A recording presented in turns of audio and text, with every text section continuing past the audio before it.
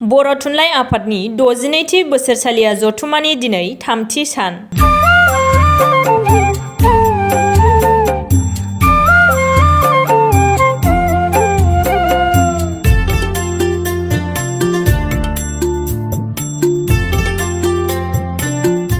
पाटगावनि रानि कालाइस्रि फोथाराव रंगिना संगिनायै सोलिगासिनो दङ बर' थुनलाइ आफादनि 62थि बोसोरसालिया जथुम्मा।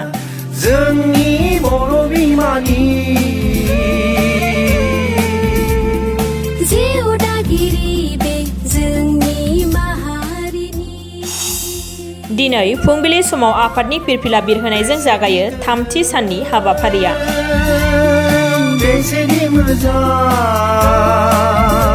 बर' थुनलाइ आफादनि फिरफिलाखौ बिरहोयो आफादनि आफादगिरि थरेन बर'आ आरो मुंख्लंफोरनो बिबार बावजेनो लेङाइ आफादगिरि रमेला इस्लारिया। थांनाय 23 फेब्रुआरिनिफ्राय जागायनानै सानब्रैनि हाबाफारिजों खुंफुंनो लानाय 62थि बोसोरसालिया जथुम्मानि दिनै 3थि साननि हाबाफारियाव बर' थुनलाइ आफादनि आफादगिरि थरेन बर'आ मा फोरमायखो खोनासंदो।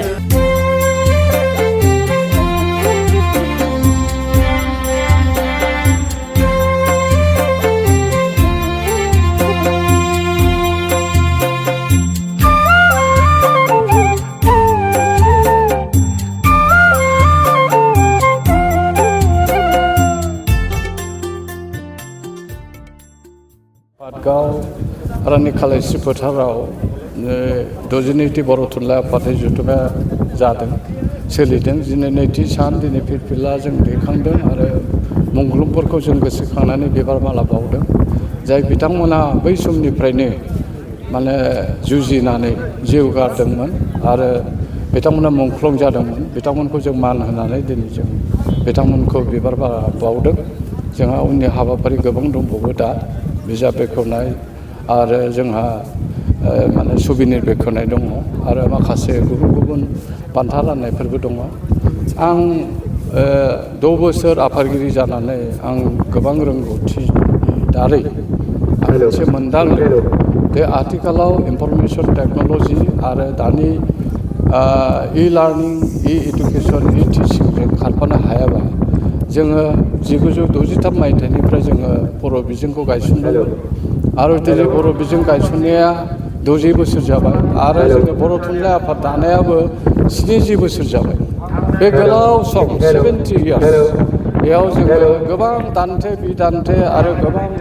घात प्रतिघातनि गेजेरजों जों फैयै दिनै बर' हारिया जायखौनोखि बै समनि दैदेनगिरि बिथांमोना आसा खालामदोंमोन दानि दैदेनगिरिफोरनि आरो हारिमायारि आफादफोरनि नारानाथार आरो राजखान्थिगिरिफोरनि नारानाथार दैदेननाय आरो बिथांमोननि अनसुंथाइजों जों बर' रावखौ मुलुग दरबाराव लांनो हानाय बायदि आं मोनदों। ओरैबायदि मोनदों जे जोङो थांनाय 10 नभेम्बरखौ जोङो गोदान दिल्लीयाव खुंनाय समाव गोबां एकाडेमिसियानफ्रा स्कलारफ्रा बर' रावा जे इसिबां थाबैनो इसिबां दावगादों बेखौ बिथांमोना सोमोनांदों आरो दिनै बे रावा भारत संबिजितनि 8थि फारियाव हाबनायाबो मोनसे बिराद जोंनि थाखाय जों खाफाल गोनां होनजायो। बै समाव दैदेनगिरिफ्रा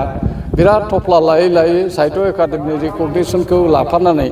8थि फारियाव सोनो थाखाय नाजादोंमोन। नाथाय बिटिसि शक्तिनि आधाराव बै समनि हाग्रामा महिलारि दैदेननाय बिटिसि सरकारनि बिएलटिफोरजों सुक्ति जानायाव जों मोनसे बे खाबुखौ जों मोननायाव दिनै बर' रावा गोजोर जाबाय। बर' रावा आगोलाव स्पकेन रावमोन दिनै बे बिजोंबो जाबाय आरो बियो मोनसे one of the official language जाबाय आरो दिनै नोंथांमोना नाय आसाम एसेम्बलियाव जोंना मानव गेदेर बुंथिगिरिया सारा माबायाव बर' रावजों लिरबाय बिथाङा आरो सांसदआवबो रोनगोरा नार्जारिनि दैदेननायाव बिथाङाबो बर' रावजोंनो लिरनो थाखाय बिथाङा नाजागासिनो दङ आरो जोंहा इन्टारप्रेटारबो जोङो एपइन्टमेन्ट होनो हाबाय। बेनिफ्राय जोङो बे आसाम एसेम्बलि आरो पार्लियामेन्टआव जोंनि बर' एमपि आरो एमएलएफ्रा बर'जों बुंनायनि खाबुखौ लानांसिगौ आरो बर'जों बुङोब्ला बियो 24 इन्डियान लेंगुवेजाव अट'मेटिक ट्रेन्सलेसन जानानै बयबो बुजिनो हानाय बे बुब्लियाव जों थांदों। ओंखायनो जोङो गुगोल्स एप ट्रेन्सलेसनखौ जों खालामदों आरो जोङो इ-बुक इ प्रजेक्ट जों खालामगासिनो दङ आरो बिनि अनगायैबो जोङो माखासे जोङो लिंक लेंगुवेज खालामनो थाखाय जोङो माने बर' लेंगुवेज लार्निं सेन्टार आरो रिसार्च सेन्टार खालामनो थाखाय जोङो हाबाफारि लादों आरो दिनै बिटिआरआव मानव गेदेर प्रमद बर'नि दैदेननायाव बिथाङा माने इन्टारनेशनेल फेस्टिभेल लिटारेरि फेस्टिभेलबो खुंबाय खेबनै आरो 27 थारिखनिफ्राय बिथाङा नलेज फोरबो इन्टारनेशनेल नलेज फोरबो खालामनो थाखाय बड'लेण्ड मुलुगसोलोंसालियाव बिथाङा हाबाफारि लादों आरो बिनि दारै जोङो माखासे बै फरेन कान्ट्रिसफोरनि गुबुन जायगानि बिदेशफोरनि मानसिफ्रा लिटारेचार मानसिफ्रा आरो रोंगौसा मानसिफ्रा फैनानै जाहाथे बर' रावनि